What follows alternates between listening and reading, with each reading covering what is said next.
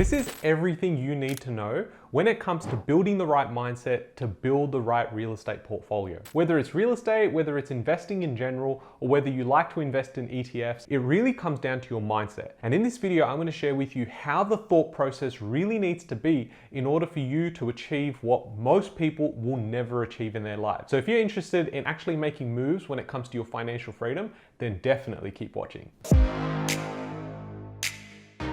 Hey guys, my name's Ravi and welcome back to Personal Finance with Ravi Sharma. If you're new here, smash that subscribe button because I talk about real estate, cryptocurrency, and financial freedom. Now lately I've been seeing a lot of people through my Google Analytics that watch these videos but forget to smash the subscribe buttons. And to be honest, if you're just gonna tap the subscribe button, you may as well not. But if you're gonna smash it, then that's what we like to hear, because we don't wanna just tap that button.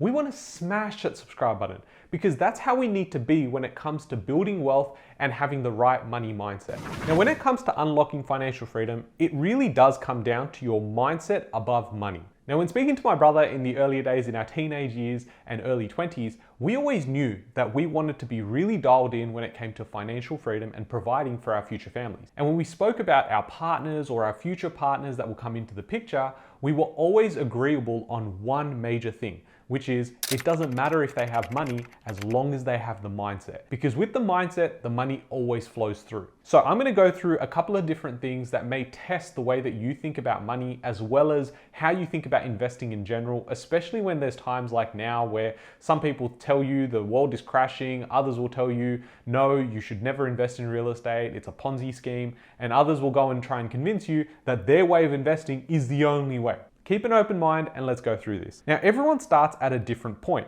Now, I'm going to break down an example that I think will actually resonate with you most, because based on my analytics, we're looking at individuals between the ages of 24 and 35. So let's use the example of a couple, 25 to 35, have no kids, having a household income of 150K and usually renting for $700 per week and have a borrowing capacity of about $850,000.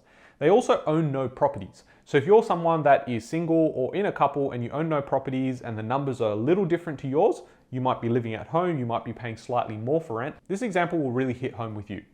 Now, hack one is you can actually go and rent and supercharge your growth. There's this common belief that you shouldn't go out there and rent, it's so stupid. You should go out there and even if you can't afford to buy a unit, just buy a unit, just buy something. The reality is you could buy a unit, have your money stuck in this one place, you can't move anywhere, and if your lifestyle changes, you definitely have to prioritize that home because now that's become your home. Versus you can simply go out and rent in an area that you actually want to rent in, and then when the time comes, if you want to move, if you want to buy your own place, or you just want to keep investing elsewhere, you can. Life is about choices, and more than that, it's about options. Having the option to go and move when you want to move, settle in an area that you actually want to settle in is the key here. So let's look at an example here. If you decide to go and buy a home for say $800,000, in Sydney, we're talking probably about a unit. If you're talking about other places like Brisbane or even in say Perth, you're looking at a house at this point. Now, you have the option of going in and buying this house at a loan of 6.5%. Your annual cost, interest only, will work out to be $52,000 plus your rates and insurances, which means you're down about $57,200. Now, this is very important to understand. You think real estate always goes up, but it doesn't. And if you hold this property and it doesn't go up, it means you're actually losing $57,000 a year by holding that one property. And that's your own principal place of residence, so you don't get any tax benefits either. Now compare that to just renting for say $700 per week, and you might be in a different area or you might be in the exact same area, but the annual cost for that is about $36,000. Now, yes, you can go on to say, well, rent is dead money, and yeah, it would be if I'm just going and saying renting, but it can also be dead money if you buy the wrong property. You buy with emotions and you buy something that's a dud property, you're actually wasting more of your money than in the rental situation. You would also have less choices because you probably had to put a big deposit down, maybe it's 5%, maybe 10%, and on an 800K property, that's anywhere between $80,000 and $120,000, and that doesn't even account for all of your other purchasing costs, including stamp duty. So in this example, by renting, this couple has a higher borrowing capacity, and they get to live where they want and invest anywhere they like. This is important if you're on this channel to go, how do I increase my borrowing capacity? Well, it's time to get uncomfortable if you own your own home, because if you own that, it makes it super difficult to be able to do it. I'm not shitting on the idea that you should own your own home. I just think that you can't have best of both worlds if you don't plan strategically. If you go out there and you buy with emotions over logic, you will find yourself being in a nicer place. And yes, you may enjoy it because it's your own home, but just know that if you want to optimize the way that you can build your portfolio out, it's going to come down to you investing with logic over emotions. And that leads me to hack number 2, which is borderless investing. Now, if you look at a 650K budget in Sydney, you're probably buying a 1 to 2 bedroom home. The rent on that property is probably $700 per week, and the capital growth, if you're lucky, is about 4%. Now, if you go out there and say, okay, I'm investing in Sydney, Sydney's always going to go up. Now, that's not for every property. And this is where people get looped into buying just some off the plan property or off the plan apartment and hoping that it all works out. But they didn't realize that, say, 30 years ago, they weren't building thousands of units right next to each other. And now with the planning regulations the way they are and the way that marketing is nowadays, it's like the best thing to buy. Apparently, you've got to buy an off-the-plan unit that's close to a metro station and you're gonna make a shitload of money. And then what they find out 2 to 3 years later is, unfortunately, there's like 1,000 or 2,000 others that are doing the exact same thing. Now, if you compare that to a 450 or 500K budget, you're looking at other areas. Now, that may be a 3 or 4 bedroom home, and if you want to be closer to a capital city, you're probably looking at a townhouse. But in this case, your rent is probably about 5 to 5.5% yield, and then your capital growth is minimum 7% if you've bought with the right data metrics and right time. Again, I can't stress this enough. Most people have the same data points. You can go online, you can probably find a bunch of free tools, but there's a reason why some people will get outstanding results and some people get below average results. And it's because people can move with speed, see deals that you've never seen before, and 3, know with confidence what the right price is to pay for that property. Now, if we go and fast forward what this looks like in 10 years, the value of the property that you bought as a unit, hoping that you get that 4%, means that you've got a return on investment of about 48%. Now, if you compare that to what's happening on the other end, you're getting a return almost 2x higher. The funds required to get into the first one may be 80,000, and the funds getting into the second one is about 60,000. Now, that doesn't account for anything apart from your deposit. So a whopping 2x on just the one property is massive. And that too in just 10 years. And when you're investing in property, you're looking at 20 plus years. The bonus here is that they still probably have the capacity to buy a townhouse or a unit in another area for about 300K, which means you get the house and the townhouse, and the total value now is about $750,000. You compare that to the example of the first one where you're blocked out. After 10 years, the value is about 962,000. But if you look at the portfolio of 750K worth of assets, you're looking at closer to 1.34 million. That is a significant difference in just 10 years time. Now that leads me on to thinking about location and timings and the property cycles.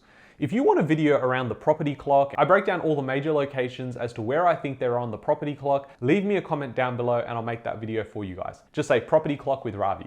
Now, if you go back to thinking in Q4 of last year, or you've thought of the last 12 months really, there's so much FOMO in Perth. And when you actually think about it, if you were early to an area like that, you would have made bank. And for us, we were buying in 2021 and 2022. And yes, we do pick up a few deals here and there in Western Australia, but we are very careful with what we pick up now versus what everyone is just going out there to pick up because they think I buy anything, it's gonna go up. So moving with speed and moving in the right markets is the key. You just can't simply do this by luck. I've said this time and time again, where I've met people and they go, oh, look, I've done really well with my first 2 properties. And I say, cool, tell me what your method was so you can scale and repeat this process. And they're like, well, I didn't really have a system. I sort of just bought where I wanted to buy and it worked out. I'm like, cool, that's amazing because you've got the luck on your side. But if you don't have a system that's repeatable, how are you supposed to do this for every property you buy? And if you make the mistake on one of them, it could outdo all of the hard work that you've done for the last 10 years in building your portfolio. So if you need a hand with any of this and you want a strategy as well as going out there and just saying, look, I don't want to handle talking to agents. I don't want to stress about buying the wrong property. I want to outsource the entire thing and save my time, plus get the right deals, because 80% of the deals we do now are off market, then definitely contact us down below. The calendar does get booked out very quickly. So I urge you to pause this video, go in there, book in a session with our team so we know how we can execute even faster. Now, hack number 3 is build the Avengers team. I'm sure at this point, everyone knows what I'm talking about. It's the Marvel Avengers. That's what you need to get together. That's effectively getting the right team together. You need a mortgage broker, you need an accountant, you need a buyer's agent, you need property managers. Now, despite what people tell you, you can go out and say, well, okay, I don't need a mortgage broker. I can go to the bank. Great, you can. You don't need an accountant. You can actually lodge your tax returns yourself. When it comes to a buyer's agent, you can buy property yourself as well, do the research, talk to agents and do it yourself.